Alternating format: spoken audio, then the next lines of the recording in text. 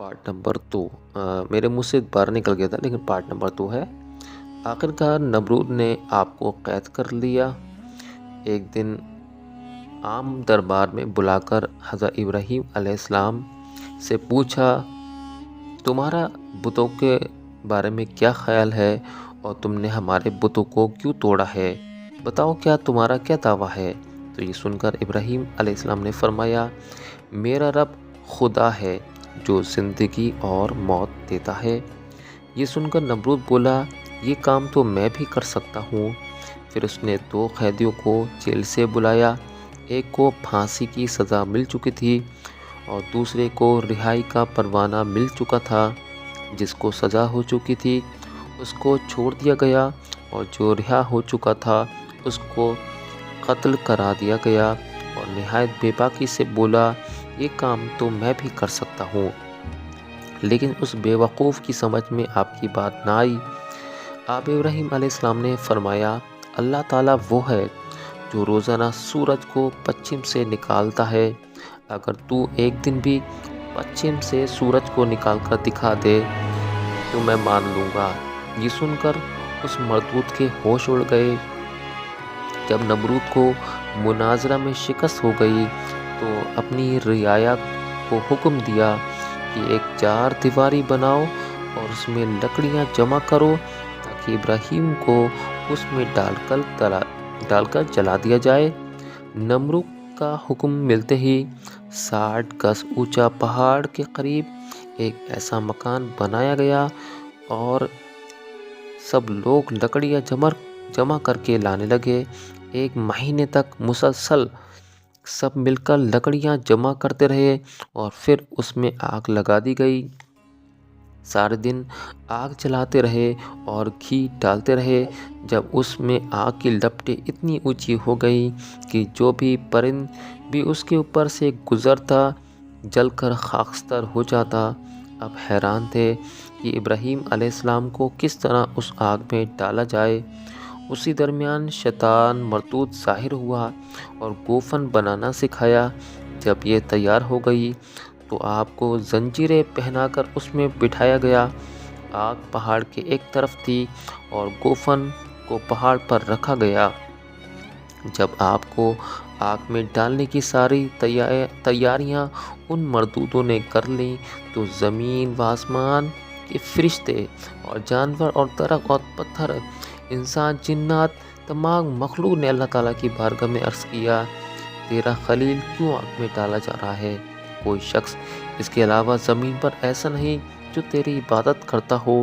अगर हुक्म हो तो हम इसकी मदद करें। अल्लाह ताला की तरफ से इरशाद हुआ, इब्राहीम बिलाशुबा मेरा दोस्त है, मेरे सिवा इसका कोई माबूद नहीं। तुम सब इसके पास जाओ। जिस किसी से वो मदद चाहे वो इसकी ज़रूर मदद करे। हमारी बारगाह से पूरी इजाज़त है और किसी से मदद ना चाहे तो मैं उसका मददगार हूँ। ये सुनकर पानी के फरिश्ते ने हाजिर होकर अर्ज़ किया, ए इब्राहीम अलैहिस्सलाम, अगर हुक्म हो तो एक बादल के टुकड़े से आग को पानी कर दूँ। ये सुनकर इब्राहीम अलैहिस्सलाम ने फरमाया, तुमसे मुझे कोई हाजत नहीं। फिर हवा का फरिश्ता आया। उसने भी आप इब्राहीम अलैहिस्सलाम की बारगाह में दरख्वास्त की कि हुक्म हो तो आग को हवा कर दूँ कि सारी ज़मीन पर बिखर जाए। लेकिन इब्राहीम अलैहिस्सलाम ने उनको भी वही जवाब दिया। इसी तरह हर किस्म के फरिश्ते आते चले गए, लेकिन आपने सबको एक ही जवाब दिया, तुमसे कोई हाजत नहीं। जब काफिर आपको आग में डालने लगे तो आपने पढ़ा, ए अल्लाह, तेरे सिवा कोई माबूद नहीं, तेरी ज़ात पाक है, तेरे लिए हम्द है और तेरे लिए ही बादशाहत, तेरा कोई शरीक नहीं। फिर काफिरों ने आपको आग में डाल दिया। अल्लाह ताला ने आग से फरमाया, ए आग, तो इब्राहीम पर ठंडी और सलामती वाली हो जा। लिहाजा आग ने आपकी जंजीरों के अलावा किसी दूसरी चीज़ पर असर ना डाला। अल्लाह ताला के हुक्म से फरिश्तों ने आपके बाजू थाम कर निहायत आहिस्ता से बैठा दिया। उसी वक्त आपके सामने मीठे اور ٹھنڈے پانی کا چشمہ جاری ہو گیا اور گلاب و نرگس کے پھول کھل اٹھے، گویا وہاں ایک باغیچہ ظاہر ہو گیا۔ سارے جانوروں نے آگ بجھانے کے لیے اپنی اپنی کوششیں کی، لیکن ایک خبیث کرکٹ آگ میں پھونک مارتا رہا۔ اسی لیے ہمارے نبی کریم صلی اللہ علیہ وسلم نے چھپکلی اور کرکٹ کو مارنے کا حکم دیا ہے۔ اسی درمیان اللہ تعالیٰ نے ایک فرشتے کو آپ کے پاس ظاہر فرمایا جو آپ کا دل بہلاتا، اور حضرت جبرائیل علیہ السلام ایک جنتی قمیص لے کر تشریف لائے اور ایک جنتی تخت پر آپ کو بیٹھا دیا گیا اور باتیں کرنے لگے۔ ایک ہفتے بعد نمرود نے وزیروں سے کہا، خوب اچھی طرح دیکھ کر آؤ کہ ابراہیم آگ میں جلا ہے یا نہیں۔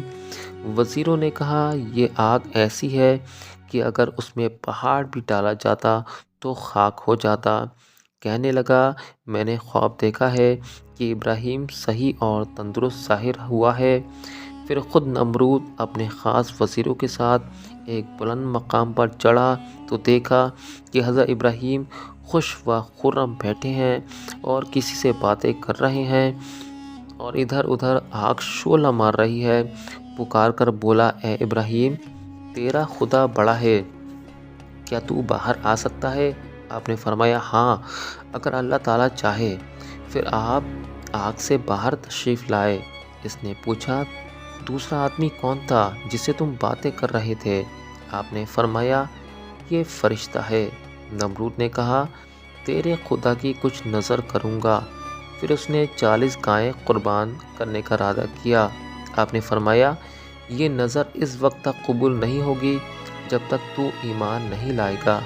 یہ سن کر اس کا میلان یعنی کہ نمرود کا میلان ایمان کی طرف ہوا تھا، لیکن اس کا خاص وزیر حامان بولا، اے نمرود، ابراہیم آتش پرست ہے یعنی کہ آگ کی پوجا کرنے والا ہے، اس لیے اسے آگ نے نہیں جلایا۔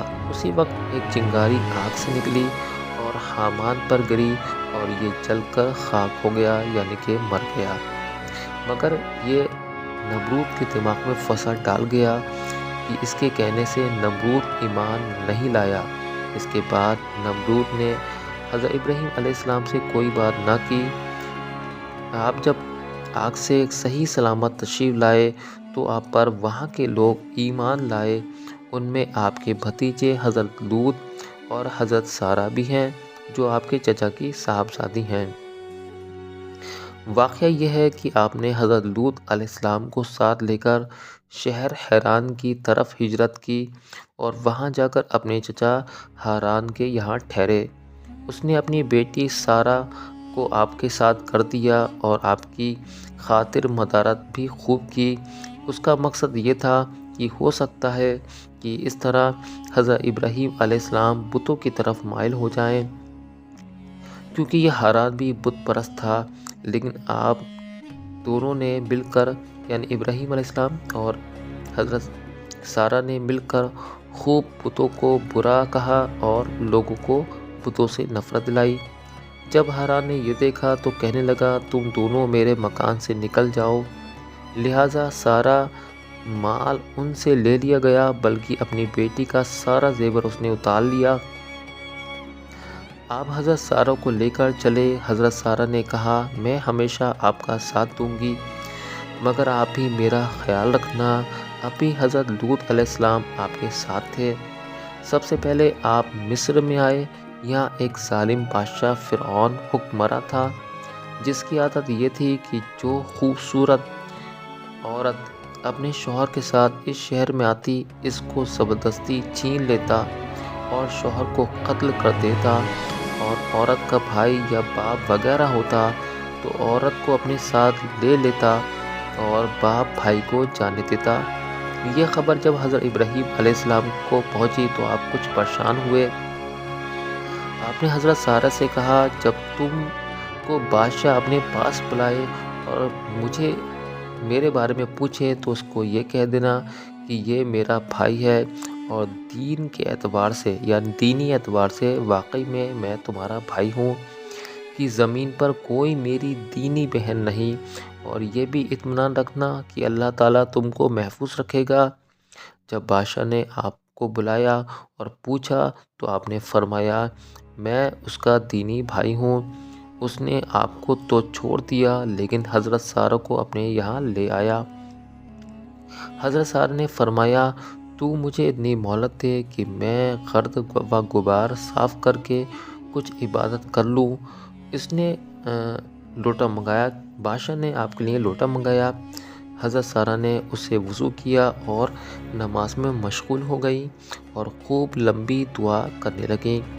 بادشاہ نے اسی وقت اپنا ہاتھ حضرت سارہ کی طرف غلط نیت سے بڑھایا تو فوراً اس کا ہاتھ بیکار ہو گیا اور یہ بے ہوش ہو کر گر پڑا۔ حضرت سارہ نے اس خوف سے دعا کی کہ لوگ مجھ پر قتل کی تہمت نہ لگائیں، وہ صحیح ہو گیا۔ پھر وہی اس نے حرکت کرنا چاہی، اسی مرتبہ بھی پہلے کی طرح ہوا، 3 مرتبہ ایسا ہی ہوا۔ آخری مرتبہ اس نے توبہ کر لی اور آپ کا چاہنے والا ہو گیا۔ پھر آپ دونوں کو نہایت عزت کے ساتھ رخصت کیا، بلکہ اپنی بیٹی حضرت ہاجرہ کو خدمت کے لیے ساتھ کر دیا اور کہنے لگا یہ آپ کی خادمہ بن کر رہے، اس سے بہتر ہے کہ یہ آپ کی ملکہ بن کر رہے۔ تو پارٹ نمبر 3 سنیے گا۔